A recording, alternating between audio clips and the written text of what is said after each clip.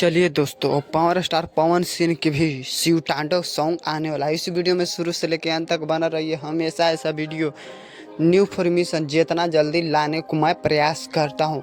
जो पवन सिंह बोले हैं कि जो काम करेंगे उसी पर रेंगेंगे लोग और रेंगेंगे हम भी।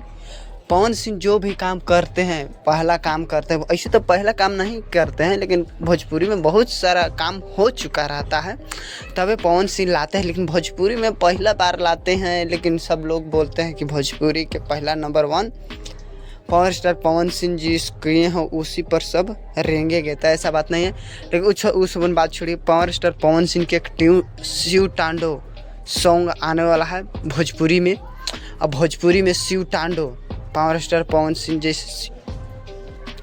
जैसे शंकर जी नाचते हैं वैसे पवन सिंह भी नाचेंगे। बात करें कि कोरियोग्राफर, तो कोरियोग्राफर गणेश चारिया है।